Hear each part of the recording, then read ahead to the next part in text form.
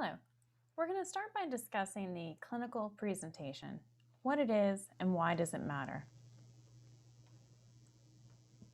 So the diagnostic dilemma is that the histologic features in many of our inflammatory and inflamed developmental cysts in the jaws can overlap. And so the discrimination can require both clinical and radiographic correlation. So here we have a classification schema of our developmental inflammatory odontogenic cysts. Also, we have our odontogenic cystic neoplasms and our non-odontogenic cysts that we see in the jaws. And so this is here for the sake of completion. So let's compare our clinical and radiographic features of some of our common odontogenic cysts. So we have our periapical cysts that we can see at the apex of non-vital teeth. So these are dead teeth. So this is going to be associated with the apex of a non-vital tooth. We have our residual cyst, and so this is going to be a cyst that's left behind after a tooth that is extracted. We have our dentigerous cyst, and so this is going to be a cyst that is associated with the crown of an impacted tooth. And then we have our periodontal cyst, and this is going to be a cyst that is around a at least partially impacted tooth. So this is what this would look like. So here's our impacted tooth. Here's our cemento-enamel junction, and so the cyst is going to connect here. And you can see that there is significant growth potential for our dentigerous cyst. So every tooth is going to develop within a follicle. But as that follicular space starts to get larger, then it becomes a hyperplastic follicle versus just a normal follicle. But the distinction between a hyperplastic follicle and when it starts to become a dentigerous cyst is going to be about 4 millimeters.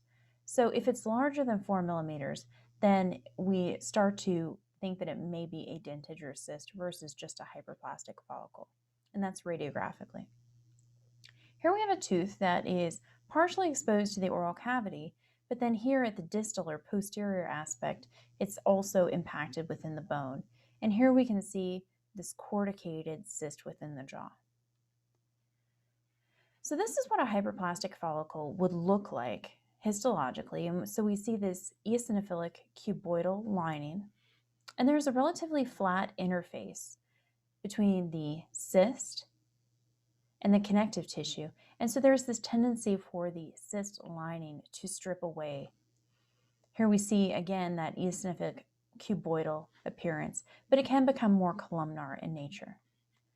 Whereas our dentigerous cyst is more of a stratified squamous lining, and we do see some chronic inflammation here as well. So our inflammatory cysts, though, have a more complex interface, and so here we see this more of a loop and arcade pattern. There's chronic inflammation that's present. Again, it's associated with the apex of a non-vital tooth. You could see bacterial colonies within this tooth. And at the apex radiographically, here we have a well-defined radiolucency.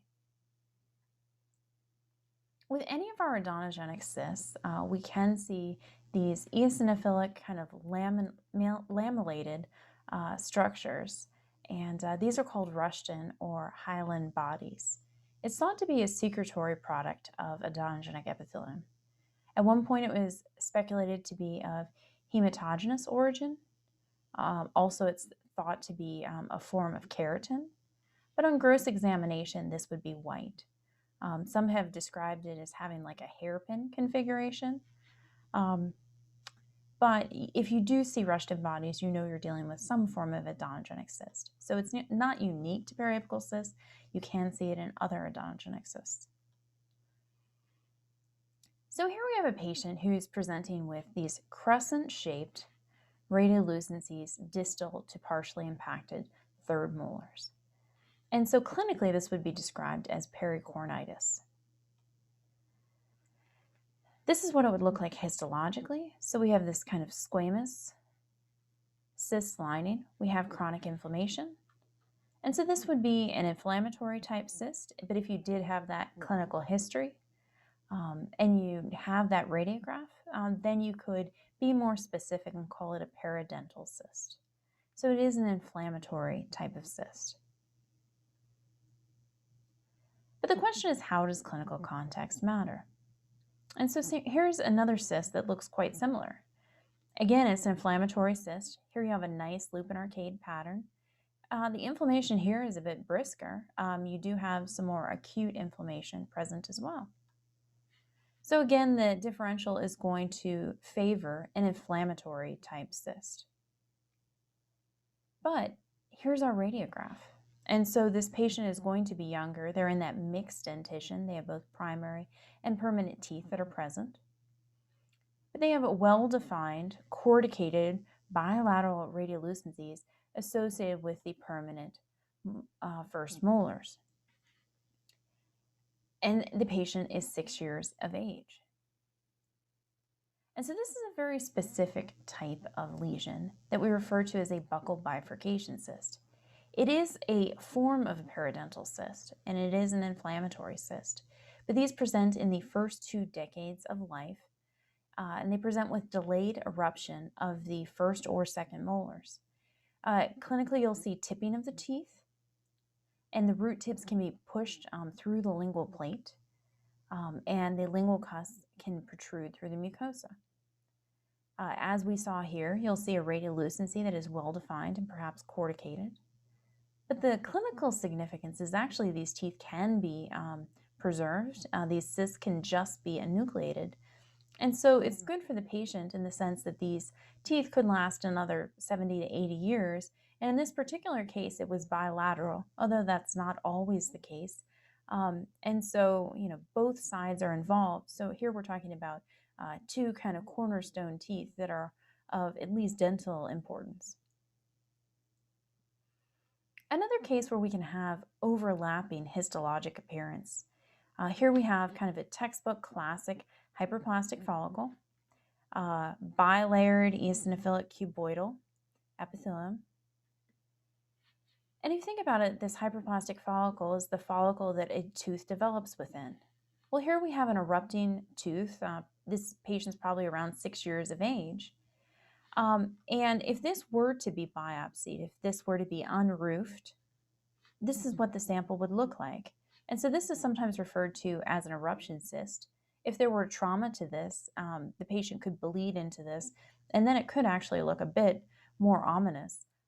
And so that's the case where it is more likely to be biopsied. But the hyperplastic follicle would look very much the same as an eruption cyst. Another place where we have overlapping histologic features is the gingival cyst and the lateral periodontal cyst. So both of these are going to be most common in the mandibular, canine to premolar area, and that's where we're going to see about 70% of these. The gingival cyst is the soft tissue counterpart of the lateral periodontal cyst. Histologically, the gingival cyst is somewhat bland. So we have this thin, attenuated epithelial lining that's seen in the submucosal area. So kind of 1 to 2 cell layers thick, can be somewhat eosinophilic in nature. And we'll see focal plaque-like thickenings. Here we have a duct. We can see whorls as well. And the lining would be very much the same between the gingival cyst and the lateral periodontal cyst. The only difference being that the lateral periodontal cyst is intraosseous. There is a multilocular lesion that is a variant of the lateral periodontal cyst, and we refer to that as the botryoid odontogenic cyst. So conversely, while clinical correlation is very important, histologic assessment of seemingly overlapping lesion is also quite important. So here you may say this lesion is reminiscent of this lesion, and this lesion looks very similar to this lesion. However, the diagnoses are quite different as well as the clinical management. So KCOT or OKC is a great mimicker. And so here is an OKC or a KCOT that mimics a lateral periodontal cyst. And this is something that we can see from time to time. Here is a periapical cyst, and here is a ameloblastoma. And this is one of the smallest ameloblastomas I have seen. So summary and take-homes. The histologic features in our odontogenic cysts do have a tendency to overlap. And when we don't have clinical context, it's sometimes impossible to discriminate and provide that very precise diagnosis. So in that case, It's best to be descriptive in our diagnosis and then comment on what our diagnostic possibilities are and recommend clinical correlation. However, when we do have clinical context, when we do have radiographs, then in those instances, it's best to provide that most specific histopathologic diagnosis.